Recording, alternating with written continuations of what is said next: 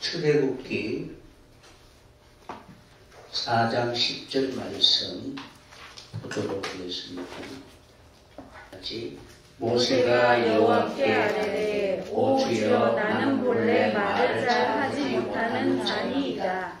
주께서 주의 종에게 명령하신 후에도 역시 그러하니 나는 입이 뻣뻣하고 혀가 둔한 자니이다. 아멘. 출애굽기 4장 10절 말씀을 함께 합독했습니다. 합독한 말씀을 통해서 오늘은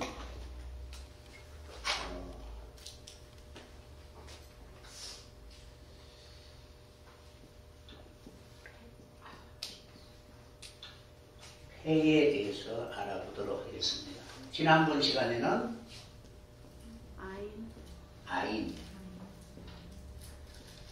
아인은 눈, 보다, 그리고 개념, 어떤 관념을 가지고 있느냐 라는 그런 의미를 가지고 있습니다. 그리고 폐는 입, 그리고 말, 그리고 행함, 삶을 말합니다.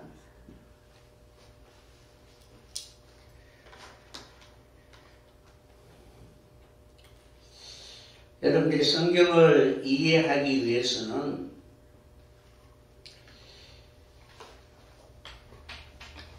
하나님의 말씀이 어떻게 기록되어 있는가를 이해를 해야 됩니다.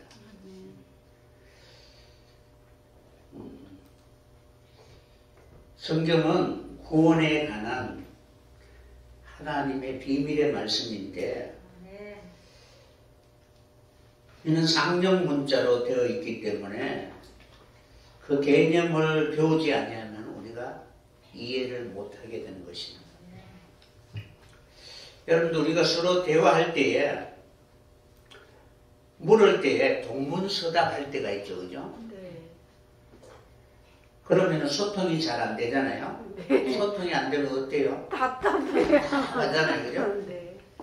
그러니까 하나님도 성경을 통해서 하나님의 말씀을 전하는데 그 말씀을 듣는 무리들이 그 말을 이해하지 못하고 동문서답하면은 통일하다라고 생각할 수가 있습니다. 전하고자 하는 메시지가 있는데 듣는 자들이 전혀 다른 생각으로 받아들이면은 전혀 엉뚱한 일들이 벌어질 수가 있다는 사실입니다. 그러므로 성경의 바른 이해가 있어야 하나님의 말씀이 우리에게 무엇을 말하는지, 하나님의 그 마음이 어떤 마음인지 올바르게 이해하게 되는 것입니다. 그래서 히브리를 알아가는 이러한 과정이 우리에게 주어졌다는 것은 하나님의 세계를 우리가 볼 수 있는 그 길이 우리에게 열려 있다. 그러니까 여러분들이 어떤 말을 배우고 언어를 배운다는 것은 도전이잖아요, 그죠? 여러분 지금 나이에 영어를 배우라 하면은 되겠어요, 안 되겠어요? 잘 안 되지만. 근데 어쩔 수 없이 이제 미국에 가서 살 수밖에 없는 환경이라면 배워야죠. 뭐 어쩔 수 없이 배워야 되겠죠. 도전이고 조금 늦어진다 할지라도 배울 필요가 있다는 사실입니다.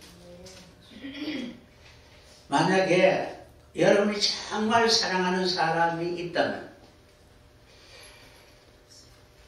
그 사람과 말이 통해야 되잖아요.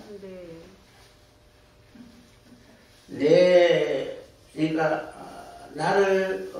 나와 사귀기 위하여 자신의 생명을 다 주어서 바로 우리 가까이 왔는데 전혀 엉뚱한 말을 한다면은 그 헌신과 희생이 아무런 의미가 없는 것입니다. 사용하는 언어가 다르다고 해서 그대로 내버려 둘 필요가 없다는 사실입니다.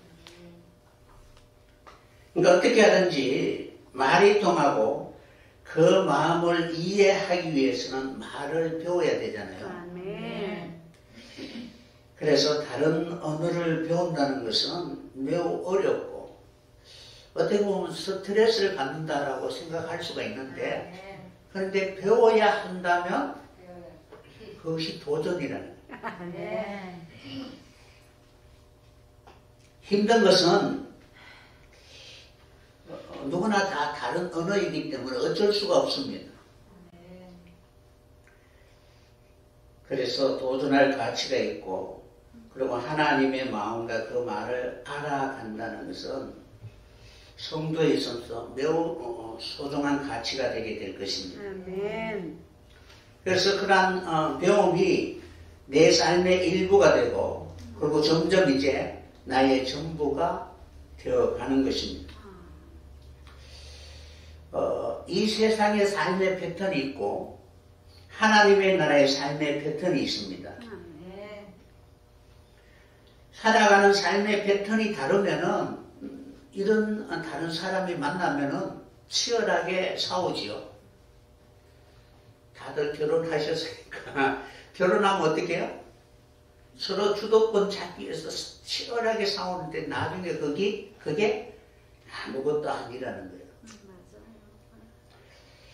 그래서 우리가 삶의 패턴이 같아지기까지 힘들고 어려운 과정에 있지만, 그러나 우리가 내 삶에 하나님의 역사가 나타나기 위해서는 반드시 이러한 과정이 있어야 됩니다. 그러니까 말은 못해도 이해는 해야 되잖아요. 그렇죠? 내가 어머니가 되지 않았다고 했어. 나는 어머니가 아니니까 나는 이해를 못하겠어. 이렇게 할 수는 없잖아요. 그죠? 이해를 해야 서로 말이 통하게 되는 거예요. 아멘. 그래서 우리가 이렇게 배우는 과정, 신앙생활 하는 것이 지식을 배우는 것이 아니라 삶의 패턴을 배우는 것이기 때문에 힘들고 어려운 것은 자연스러운 것이다 라는 것을 알았으면 합니다. 지난번 시간에 아인이라는 것은 보는 것, 생각하는 것, 무엇을 보느냐에 따라서, 어떻게 보느냐에 따라서 어떤 생각을 하느냐가 결정되게 되는 것입니다.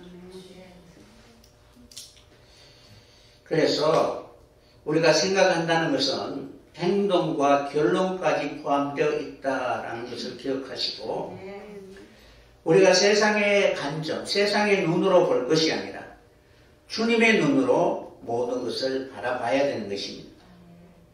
그러니까 그리스도의 눈으로 보는 것이 내가 보는 눈이 되어야 한다는 거예요. 주님이 어떻게 보실까? 그런 것처럼 우리도 그러한 눈으로 봐야 되는 것입니다. 그래서 눈이 달라지면 구원관이 달라지게 되고 삶의 패턴이 달라지게 됩니다. 예수를 만나면 가장 먼저 우리의 눈이 바뀌어지게 된다는 거예요. 그러니까 세상적인 관점이 아니라 하나님의 관점으로 보게 되는 것입니다.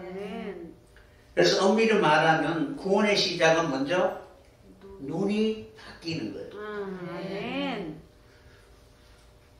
다른 말로 하면은 소경이 눈을 뜨는 거예요. 그래서 예수를 믿고 나니까 모든 것이 다 아름다워 보인다는 거예요. 왜냐하면 주 안에 있으면 주님이 바라보는 그런 눈으로 살아가기 때문에 어떠한 경우를 할지라도 결코 우리의 행복을 무너뜨릴 수 있는 그 어떤 존재도 없다는 사실입니다. 그러한 삶을 살아가게 되면 하나님은 하늘의 자원을 공급하심으로 선하고 아름다운 삶을 살 수 있게 되는 것입니다. 사단은 다른 것을 공격하지 않습니다. 우리의 눈을 바꾸어 버리는 거예요. 그러니까 그리스도의 눈으로 보지 않게 하시고 세상의 관점으로 보게 만들어 버리는 거예요. 그러니까 하나님의 눈으로 보지 않고 자기의 눈으로 보는 것이 바로 사단이 우리를 미혹하는 방법이라는 거예요.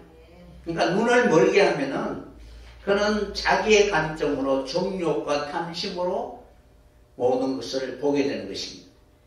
그래서 세상의 눈으로 살아가게 되면 점점 영혼의 세계는 하나님으로부터 멀어지게 되는 것입니다. 아멘. 세상의 눈은 헛된 욕망을 채우기 위해서 살아가게 됩니다. 이스라엘 백성들이 광야 40년 동안 하늘에서 내리는 만나에 대하여 원망하고 불평합니다. 왜 불평할까요?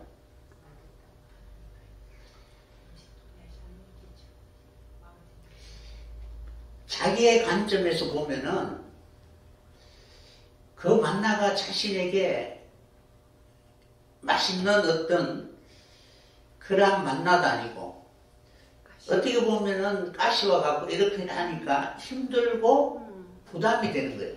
안 먹을 수는 없고, 그죠? 살려면 먹어야 되는데 거기 입에 들어가면 거칠거칠 하면서 부드러운 그런 부분이 아니라는 거예요. 애굽에 있을 때는 고기도 먹고 파도 먹고 이렇게 얼마나 입에 달콤하고 맛있습니까? 그런데 광야에서 하나님 주시는 그 만나는 그들이 원해서 먹는 것은 아니잖아요. 어쩔 수 없이 먹어야만 했습니다. 그래서 그 만나를 볼 때 그들은 끊임없이 불평하고 원망했습니다. 그래서 사도 바울이 말한 것처럼 이스라엘 백성들이 하늘에서 내리는 만나를 먹었어도 다 죽었다는 거예요. 그 만나를 먹으면 떡과 하늘에서 내리는 만나를 먹으면 영생해야 되잖아요. 그죠? 그런데 왜 죽었느냐?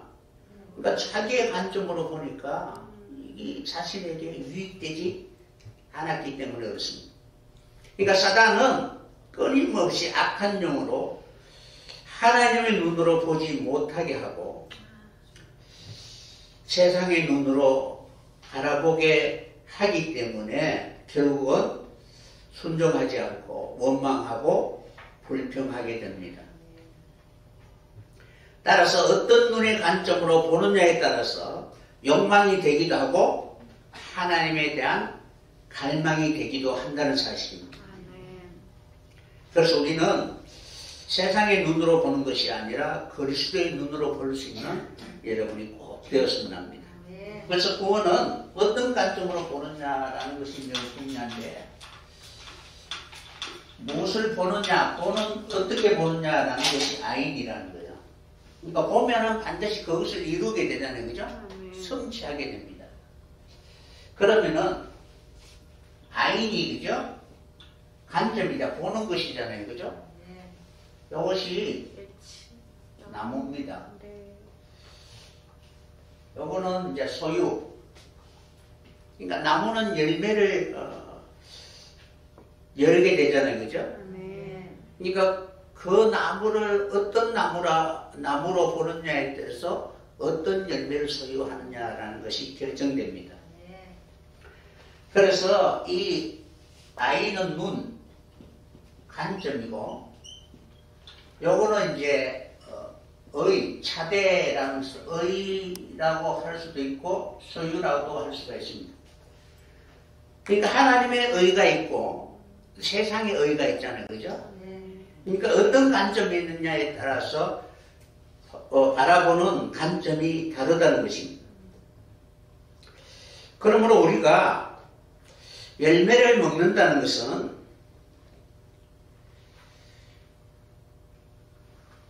우리가 무엇을 보느냐에 따라서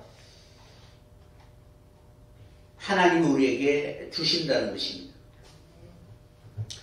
우리가 먹을 것은 나무의 열매잖아요. 그죠?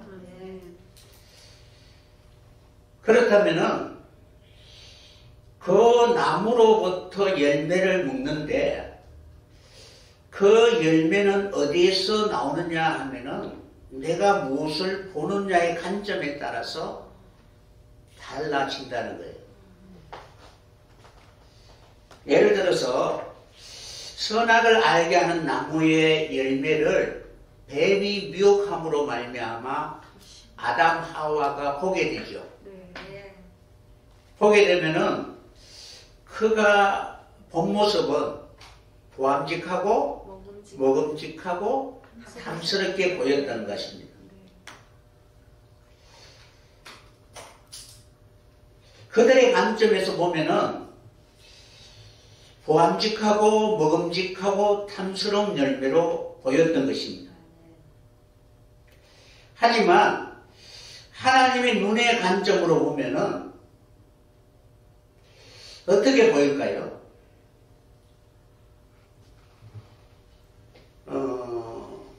하나님이 분명히 말씀하셨잖아요. 그 선악을 알게 하는 나무의 열매를 먹으면 반드시 죽으리라 라고 말씀하셨잖아요. 그죠? 그러면은 그 열매를 먹는다는 것은 죽음을 각오해야 되잖아요. 맞아요. 그럼 그 나무를 볼 때에 죽어야 된다라는 그런 개념이 생기면 어떻게 될까요? 보암직한 것이 아니고 굉장히 부담이 되는 거예요.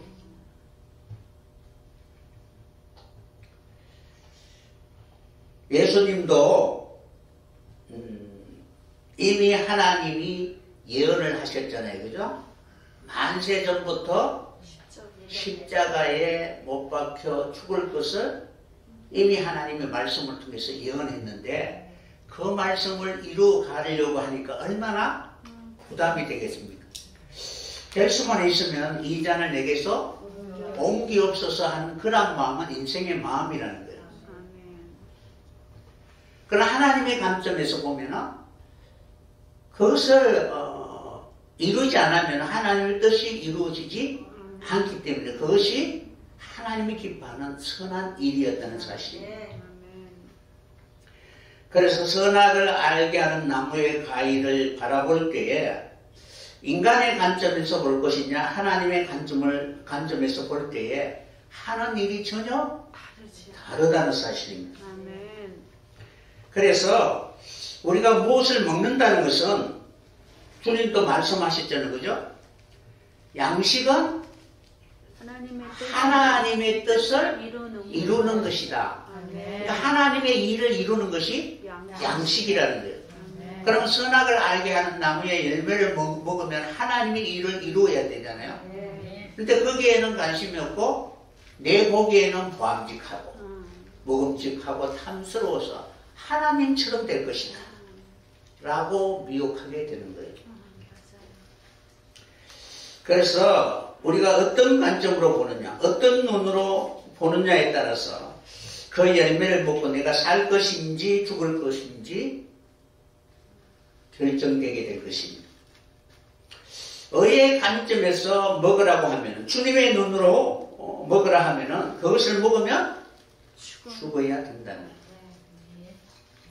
그러니까 말씀을 들으면 여러분들이 살아야 돼요? 죽어야 돼요? 죽어야 다시 사는 거잖아요. 아멘. 다시 사는 것이 생명나무라는 거예요. 부활이라는 거예요. 죽는 것이 없으면 사는 것이 다시 없다. 사는 것이 없다는 거예요. 아멘. 그래서 영생이라는 것은 다시는 죽지 않는 부활의 모습입니다. 그래서 우리는 히브리를 통해서 하나님의 동산 가운데 두신 선악을 알게 하는 나무와 생명나무를 하나님이 그것에 두신 목적과 의도를 알고 주님의 눈으로 그것이 내게 이루어지기를 간절히 소원하며 주님이 이루신 것처럼 우리도 그 일에 동참하게 되는 것입니다. 그래서 나무라고 하는 것 그 자체는 그것을 이야기하는 것이 아니라 무엇을 할 것인가가 우리에게 가르쳐주고 있습니다. 그래서 우리가 생명나무나 선악을 알게 하는 나무를 볼 때 이 모든 것을 우리가 아인과 관계되어 있다는 사실을 항상 잊지 말아야 됩니다. 이것을 보면 내가 무엇을 이루어야 되는가를 알아야 한다는 거예요. 따라서 아담 하와가 자신의 눈으로 자신의 그런 관점에서 바라보니까 탐심과 정욕으로 바라보게 되고 그 열매를 먹으면 자기의 유익을 위한 그런 도구로 하나님처럼 될 것이다 라는 그런 착각에 빠지게 된 것입니다. 그래서 우리는 주님의 눈으로 바라보게 되면은 내가 죽어야 하는 것과 다시 살아야 하는 십자가와 부활의 정인, 그 정인을 이루기 위한 그 사명을 위하여 살아가게 될 것입니다. 바울이 고백을 했죠. 그죠? 나는 날마다 죽노라. 날마다 죽어야 날마다 다시 부활하겠죠. 부활이라는 것은 죽는 것이 없으면 부활하는 것이 없으니까 날마다 죽는 것은 날마다 부활의 정인이 되는 것입니다. 그러면은 내 마음대로 죽는다고 해서 죽는 것이 아니라 주의 십자가의 동일한 십자가의 고난에 동참해야 되는 것입니다. 그래서 성령을 통해서 주의 죽으심과 같이 우리도 주의 죽으심에 참여를 해야 되는 것입니다. 그러니까 선악을 알게 하는, 그러니까 알게 한다는 것은 경험한다는 것이죠. 그죠? 그래서 경험해서 마지막 십자가 위에 달릴 때 인간의 모든 그런 소송 다 버리는 것입니다. 그래서 진정한 주의 부활에 참여하게 되는 것입니다. 그러면 이런 것이 동산 가운데 있는 선악을 알게 하는 나무와 생명나무의 관계는 반드시 아인과 관계가 있는데 이것은 우리의 현재적 구원의 과정이다 라는 것을 우리는 알아야 된다는 거예요. 바울이 말했잖아요. 그죠? 어찌하든지 주의 죽으심을 알려 하여, 그죠? 말씀을 통해서 자신의 존재가 누구인가를 알기를 날마다 회개하는 거라는 심령으로 십자가 앞에 나아갔던 것입니다. 그래서 선악을 알게 하는 나무와 생명나무의 그 관계는 우리의 현재적 구원의 가정과 관계가 있다는 사실을 꼭 기억하시고, 그러한 것들이 마지막 그리스도의 온전한 몸을 이루게 되면은 영원히 우리는 죽을 몸이 죽지 아니함을 입을 수 있는 영광의 모습으로 변하게 될 것입니다. 어떤 사람들은 죽으면 천국 간다고 말하죠. 그래서 천국 가면 그곳에 생명나무가 있다라고 생각하면서 그곳에 가면 그 열매를 먹는다라고 이렇게 말하는 사람도 있습니다. 그러나 우리가 바라보는 그러한 관점은 주님이 바라보는 눈, 의의 관점으로 여러분들이 무엇을 바라보느냐에 따라서 우리는 주의 십자가에 함께 참여하는 자가 되고 주의 부활에 참여하는 자가 될 것입니다. 이것이 없으면 우리에게 영원한 생명이 있을 수가 없습니다. 그래서 우리의 눈이 중요하다, 개념이 중요하다라는 것을 지난번 여러분 시간에 설명을 해드렸고, 오늘은 폐에 대해서 말합니다.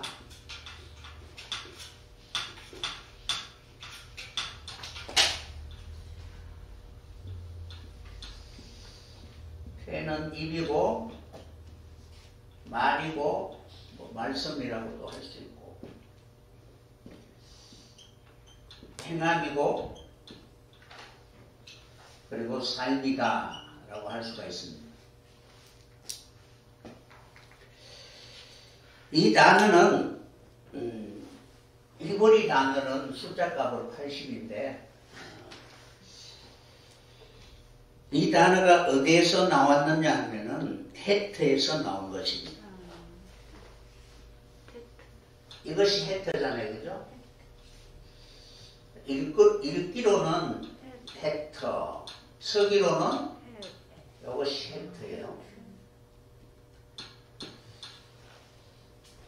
그러면은 헤트는 울타리잖아요.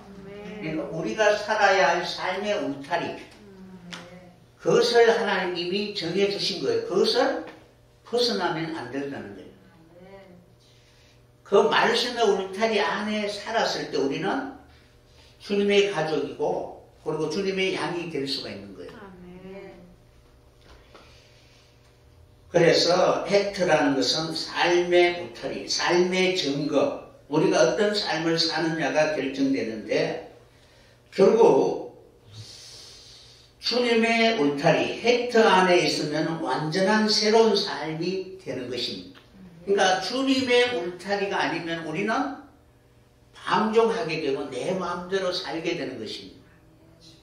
그러나 말씀이 울타리가 되면은 우리는 끊임없이 그리스도 안에서 새로운 피조물과 같이 매일 새로운 삶을 살게 되는 거예요.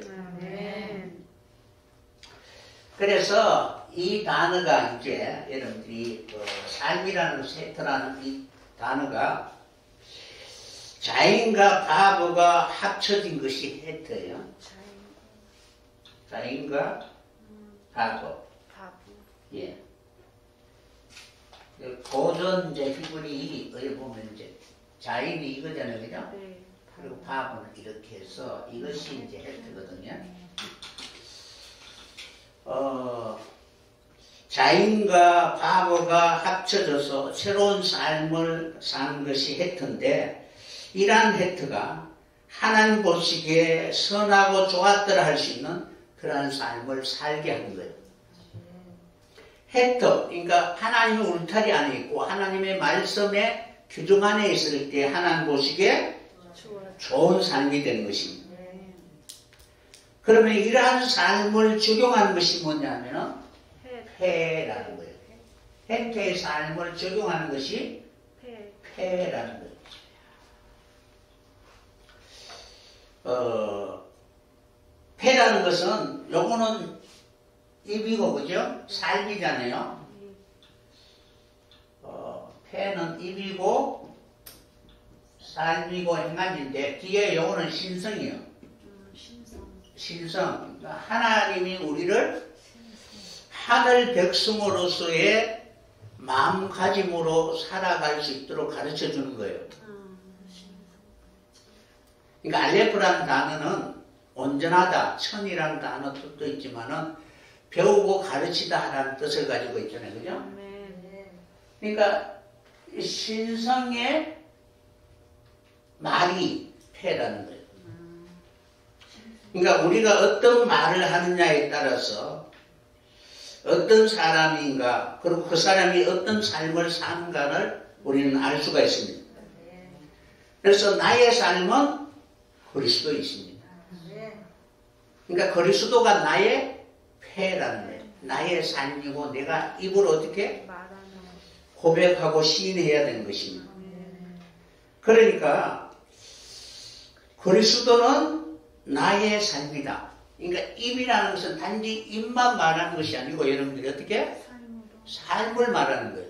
그러니까 거짓말을 하지 말고 진실해야 되죠.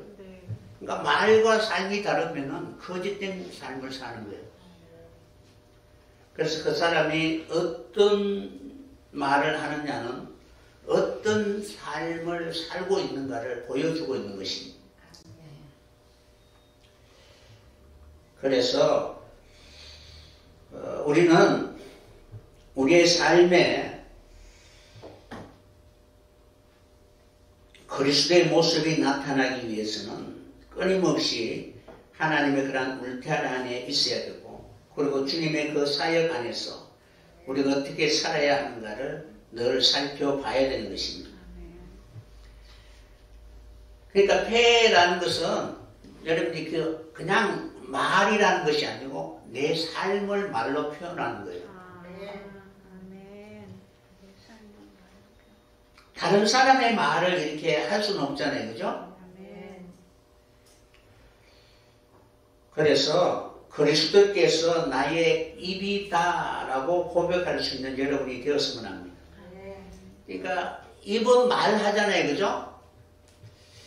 예수님도 말씀하시기를 입으로 들어가는 것이 그 사람을 더럽게 하는 것이 아니고 입으로 나오는 것이 그 사람을 더럽게 하는 거다라고 말하고 있죠. 그죠? 그러면은 그 사람이 입으로 나오는 것은 그 사람의 삶이 어떤가를 보여주는 거잖아요. 그러므로 우리는 우리의 삶이 그리스도의 삶이 되어야 되고 주님이 말씀하신 것처럼 그 말씀을 이루어갈 수 있는 여러분이 꼭 되었으면 합니다. 예수님이 어떤 일을 이루기에 앞서서 먼저 구약에 예언되어 있는 그 말씀을 말하고, 그리고 너희의 보는 바와 같이 지금 이루어졌다라고 이렇게 고백하고 있는 것입니다. 그래야만이 그 말이 내 말이 되고 내 삶이 되는 것입니다. 믿는 자에게는 반드시 그 배에서 생수가 끊임없이 솟아나야 되겠죠. 그러려면 어떻게 해야 돼요? 성령이 임하여야 되는 것입니다. 그 중심, 그 마음속에 하나님이 말씀을 끊임없이 공급해 주셔야만이 그 입에서는 생수가 강같이 흘러날 수가 있는 것입니다. 그러므로 그 입에 하나님의 말씀이 끊임없이 솟아날 수 있도록 하나님은 우리의 삶 속에 하나님의 그 예언의 말씀을 이룰 수 있도록 끊임없이 하나님은 은혜를 베풀어 주시는 것입니다. 그러니까 말을 하려면은 내 삶이 되어야 되는 것입니다. 삶이 없으면은 우리는 말을 할 수가 없습니다. 그러니까 무엇이다라고 이렇게 거짓 정의를 할 수가 없잖아요. 그죠? 그래서 우리는 우리의 삶이 폐가 되기 위해서, 입이 되기 위해서는 우리가 지금 무엇을 하고 있느냐, 끊임없이 하나님과의 그 관계를 연결할 수 있도록 그리스도의 삶을 본받을 수 있는 그런 사람들이 되었으면 합니다. 그래서 주님과 하나가 되면, 그러니까 주님이 말씀을 이루심으로 말미암아 그가 하나님의 보낸 자라는 것을 증거해 주신 것처럼 그 말씀이 우리 안에 이루어지게 될 때 그리스도의 몸된 교회, 주님의 몸이라고 인정받게 되는 것입니다. 그래야만이 하나가 되는 것입니다. 다른 말로 말하면은 그리스도께서 내 안에 사는 것은 우리의 입이 그리스도의 그 일을 말하라는 것입니다. 그러니까 내가 해야 할 일은 이것이다 라는 것을 끊임없이 어떻게 전해야 되잖아요. 내가 하여야 할 일은 다른 것은 아니다. 주님의 기름 부음을 받고 내 원하는 것이 아니라 하나님이 내게 하라고 하신 그 일을 내가 이루기 위하여 이 땅에 오셨다라는 것을 말하고 그 말씀대로 그대로 삶을 살게 되면 하나님의 신성이 나타나게 되는 것입니다. 그래서 그것이 바로 성령의 열매입니다. 그 말을 하는 것이 폐다라고 할 수가 있는 거예요. 폐. 주님이 내 안에 계셔야만이 주님의 일을 말할 수가 있을 거 아니에요. 그죠? 주님이 밖에서 일하셨어요. 나와 상관이 없이 일했는데 주님이 내게 일하셨다고 그렇게 말할 수가 있어요? 없어요? 그렇게 말하는 사람들이 많이 있죠. 그죠? 주님이 일하셨다라고 하면서 주님이 십자가에 못 박혀 다 버린 것을 어떻게 자기는 다 가지고 가서 주님이 내게 이러한 축복을 주셨다라고 말하는 사람들이 얼마나 많이 있습니다. 부자 되게 해주셨고 권세를 주셨고 뭐 다 주님이 주셨다 이렇게 얘기하는. 주님은 한 번도 주신 적이 없고 십자가에 다 버리신 거예요. 그래서 주님이 내 안에 계시면은 내가 어떤 말을 해야 되는 걸 항상 기억하고 그 삶을 살아갈 수 있는 그러한 사람들이 되어야 할 것입니다. 그래서 반드시 하나님이 우리에게 주신 그 예언의 말씀, 계시의 말씀이 있어야만이 우리는 주님이 내게 주신 그 말씀을 이루어가는 그러한 정인의 삶을 살 수 있게 되는 것입니다. 그래서 폐라는 것은 삶이고 주님이 나의 입이다, 삶이다 라는 것을 항상 기억해야 될 것입니다. 그러니까 주님이 다른 말을 한 것은 아니잖아요. 그죠? 주님이 하신 말씀이 뭐예요? 죽고 사는 것 외에 다른 말씀은 하나 같이 안 했다는 거예요. 그런 것처럼 우리도 동일하게, 그죠? 그 말을 해야 되는 것입니다. 그래서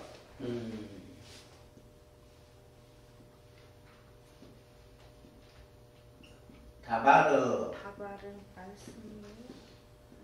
말씀인데, 달레트는 문이죠, 그죠? 베트는 집, 레시는 머리. 그러면 요 바르는 뭐냐면은 아들이라는 뜻이거든요. 바르. 그러니까 예수님이 말씀하시기를 인자는 머리 둘 집이 없다고 말씀하셨잖아요. 그죠? 그러니까 아들의 사역은 머리 둘 집을 채우는 거예요. 그죠? 그래서 머리는 그리스도고, 그죠? 베트는 집인데 머리 둘 집이 하나님의 성전이잖아요. 그죠? 그렇다면은 아들의 사역을 감당해야만이 그 집에 들어갈 그 문에 들어갈 수가 있는 거예요. 그러니까 바르는 아들이고, 그죠? 아들은 무엇을 해요? 집을 짓는 자, 건축자라는 거예요. 그죠? 그러니까 아들이 그 사역을 감당했을 때 어떻게? 그 문으로 들어갈 수가 있다는 거예요. 그래서 아들의 문이라는 것은 그 아들의 사역을 감당했을 때 그 문으로 들어갈 수가 있습니다. 그러면은 뭐예요? 이것이 말씀이잖아요. 그죠? 다바로. 말씀이라는 것은 아들의 문이다. 아들이 그 사역을 이루고 문을 열었을 때 어떻게? 말씀이라는 거예요. 아들의 세계가 열린다는 그런 의미라는 거예요. 다시 말하면 이 말씀을 통해서 우리가 예수 그리스도를 만나게 된 것입니다. 그러니까 말씀을 통해서 우리는 아들에게 종속이 되는 거예요. 그러니까 문은 뭐예요? 종속되잖아요. 그죠? 그러니까 아들에게 종속되는 거예요. 아들에게 속하는 거예요. 이 다바르라는 이 말이, 그죠? 말씀이 우리로 하여금 아들에게 속하게 하는 거예요. 아들에게 종속되게 하는 것이 말씀입니다. 그래서 아들에게 종속되면 그리스도의 몸이 되는 것입니다. 아들의 형상, 그리스도의 형상으로 나타나게 되는 거예요.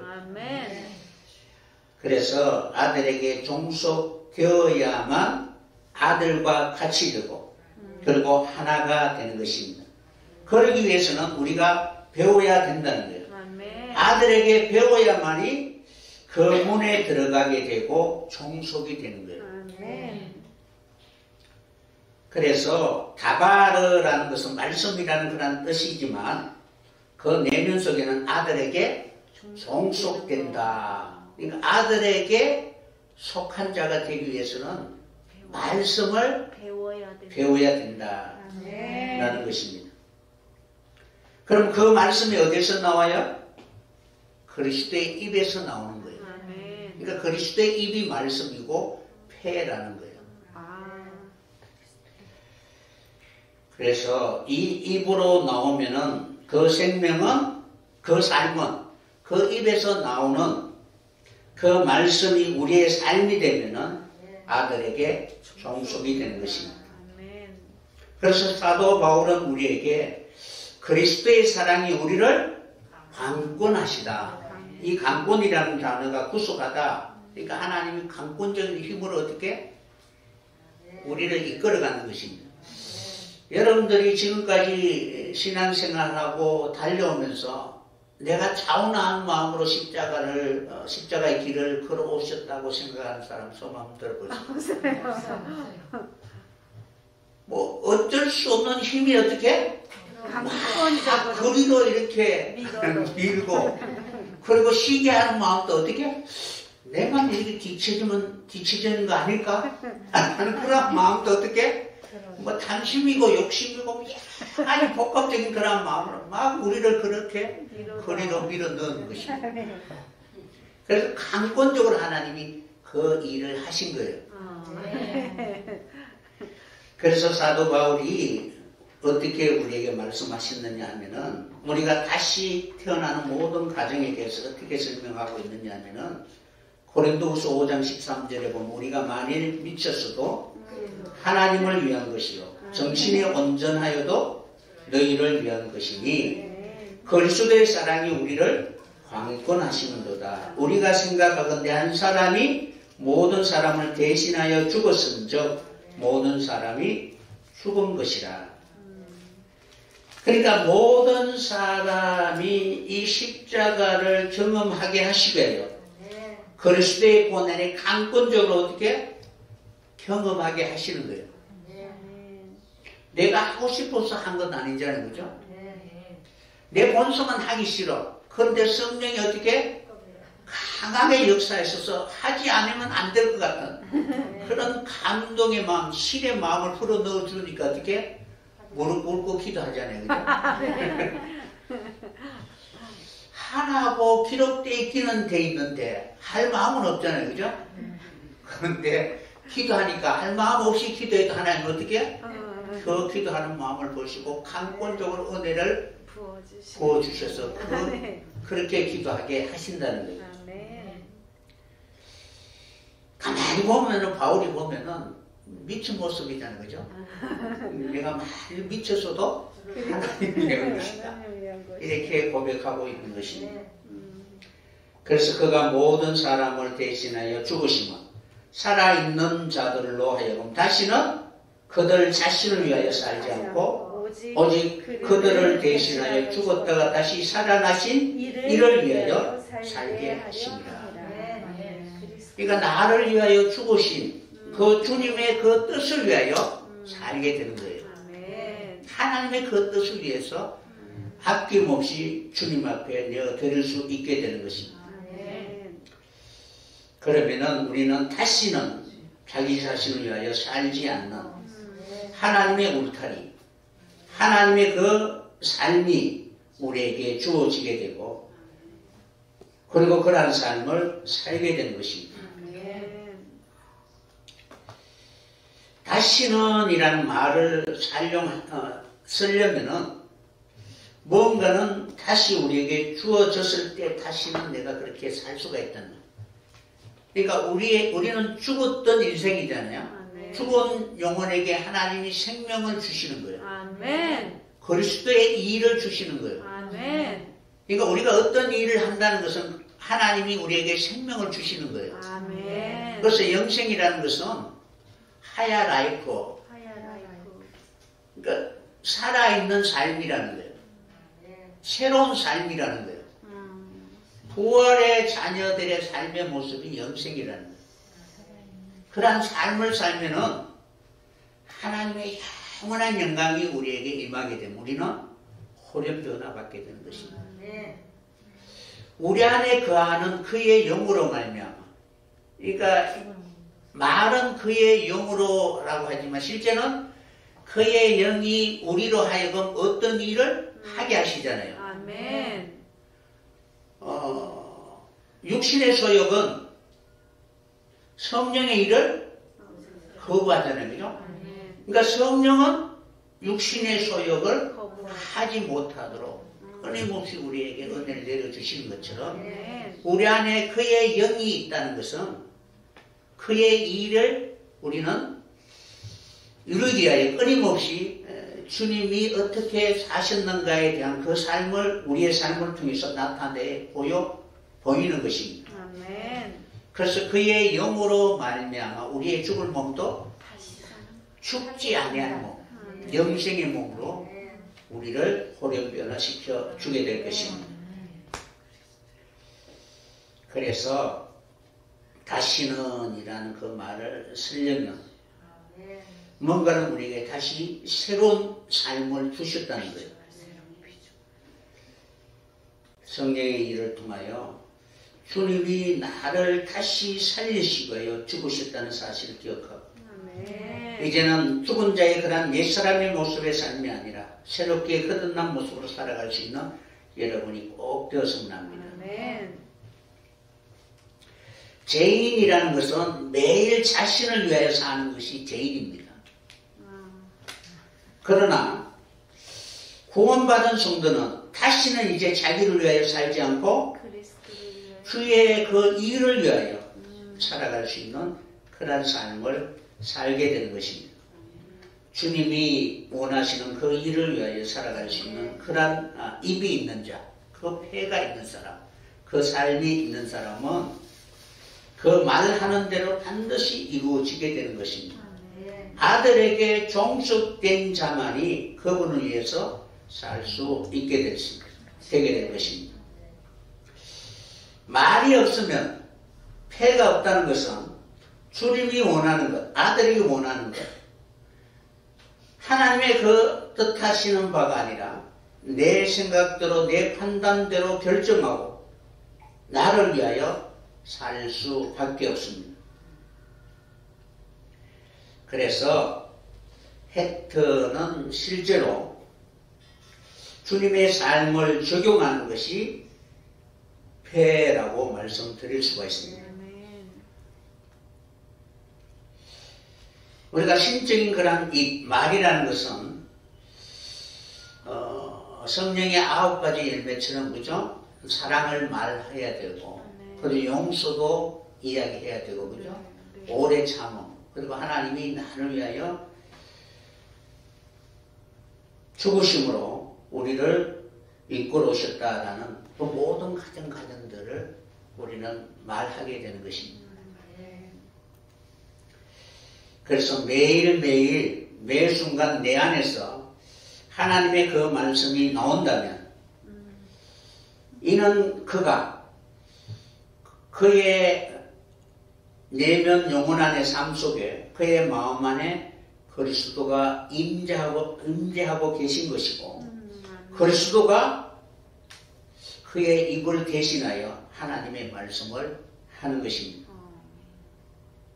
그러니까 주님이 내 안에 계신다면은 하나님은 끊임없이 내 안에서 주의 말씀을 말하게 되는 것입니다. 주님이 안 계신다면은 우리는 그리스도를 말할 수가 없겠죠. 그래서 내가 어떻게 살았는가는 주님이 내 안에 나의 말씀이 되고 내가 바라보는 그런 눈이 되고 주님이 이루고 싶어하는 그 삶이 무엇인가를 알게 되었을 때 진정으로 우리는 하나님의 말씀이 무엇인가를 담대하게 말하게 되는 것입니다. 오늘 본문 말씀에 보면은 출애굽기 4장 10절에 모세가 여호와께 아뢰지요. 나는 본래 말을 잘하지 못하는 자이다. 그러니까 나는 말을 잘하지 못한다라는 이 말은 말을 잘하지 못해서 못한다라는 그런 말이 아니라 자신의 삶을 되돌아보면은 주님이 말씀하시는 것처럼 그런 삶을 살지 않았다는 거예요. 그래서 주께서 주의 종에게 명령하신 후에도 하나님이 말씀하셨음에도 불구하고 나는 여전히 입이 뻣뻣하고 혀가 둔한 자이다 이렇게 말하고 있습니다. 그러니까 지금 입이 뻣뻣하다고 이렇게 모세가 말하고 있죠. 그죠? 입이 여가 이제 폐인데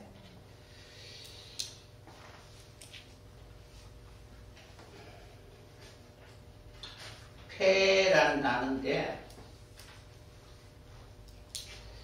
모세는 입이 뻣뻣하다라고 이렇게 말하고 있습니다. 이때에 하나님이 모세 자신이 정확하게 하나님의 부르심을 받았을 때 자신이 누구인가를 정확하게 인식하고 있습니다. 그러니까 하나님의 말을 하기에는 자신의 삶을 되돌아보기에는 여전히 어떻게? 육신의 그러한 애굽에서 학문이나 이런 것을 가르쳤기 때문에 아직 하나님의 가르침을 받지 못했기 때문에 하나님의 말을 하기에는 뭔가는 부족하다, 잘하지 못한다라고 이렇게 생각하고 있었습니다. 그래서 혀가 둔하다라고 이렇게 말씀하고 있습니다. 다시 말하면은 모세는 하나님의 일이 아니다라고 이렇게 이야기하고 있는 것입니다. 그러니까 이제 그 다음에 12절에 보면은 하나님이 이제 명령하신 이후에 이제 어떻게 하느냐 하면은 내가 내 입과 함께 있어서 할 말을 가르치라 라고 이렇게 말씀하고 있습니다. 이 단어는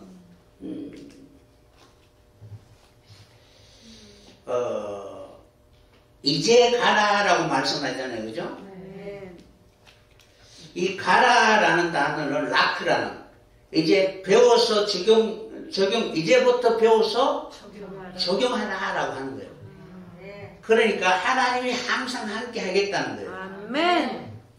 그러므로 내가 내 입과 함께 있어서 할 말을 가르치겠다라고 했는데 가르친다라는 이 단어가 호레이티카라는 단어인데 이 단어는 야라라는 단어를 사용하는데 교훈하다, 가르치다 이란 뜻을 가지고 있는데 무엇이냐면은 하나님 너에게 말씀을 주시겠다. 아멘. 토라를 주시겠다. 아멘. 내가 내 입이 되겠다 라고 말씀하고 계시는 거예요. 아멘. 그래서 너의 말하는 그것이 바로 내가 말하는 것이 되고 내 입이 되겠다라고 이렇게 말씀하고 있는 것입니다. 그러므로 우리에게 말씀을 주신 분이 하나님이시라는 거예요. 그 사역을 감당할 수 있도록 아들의 그 일을 우리에게 주신 거예요. 그래서 모세가 끊임없이 아들의 사역을 하지 못하게 하는 애굽의 모든 가치관이나 이런 것을 다 어떻게 율법을 통해서 하나님 끊임없이 그것을 버려야 할 것을 우리에게 가르쳐주고 있는 것입니다. 그런데 인간의 눈으로는 결코 그것을 버릴 수가 없잖아요. 그래서 십자가를 의지하고 바라보라 라고 말씀하고 계시는 것입니다. 오늘도 그런 마음으로 우리의 신앙의 모든 삶이 그런 성령의 부음받아 성령의 말하게 하심을 통하여 주님이 이루고 싶어하는 그 일을 이루어갈 수 있는 여러분의 삶이 되었으면 합니다. 여러분의 말하는 것이 내 삶이 아니라 주님의 삶을 전할 수 있는 여러분이 된다면은 우리는 그리스도의 입에서 나오는 그 말씀만이 나를 살게 하신다는 사실을 기억하고 그 말씀을 늘 기억할 수 있는 그런 사람들이 되게 될 것입니다. 출애굽하는 이스라엘 백성들에게 신명기 32장에 이제 하나님의 말씀이 멀리 있는 것이 아니고 내 입에 있고 내 마음에 있은즉 그런즉 이제 이 일을 행할 수 있으리라. 그 십자가를 통하여 자기를 버리고 그리스도의 눈으로 하나님의 약속하신 그러한 가난한 백성으로 살아갈 수 있는 그 삶을 살 수 있는 진정한 거듭난 영혼이 되게 될 것입니다. 이러한 축복이 여러분이 있기를 간절히 소원합니다. 다음 시간 이어서 계속 회에 대해서 여러분에게 설명해 드리도록 하겠습니다. 폐라는 부분에 대해서 상당히 의미들이 많이가 있어요. 보면은 파다라는 단어 그죠? 파다라는 단어가 구속하다, 구원하다, 가을이라는 단어 그죠? 그 단어하고 같은 의미의 이제 무르다, 구속하다라는 그 단어가 하다라는 단어인데,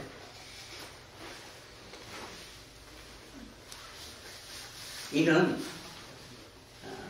하나님이 대신 값을 치르고 나를 샀다라는 그런 의미인데, 어쨌든 구원이라는 단어 이제 하면은 라파라는 단어도 나오고 뭐 여러 가지 단어가 나오는데, 라파는 우리의 육신의 이러한 것을 고치는 것이 아니라 우리의 입을 고치는 것이 라파예요. 아멘.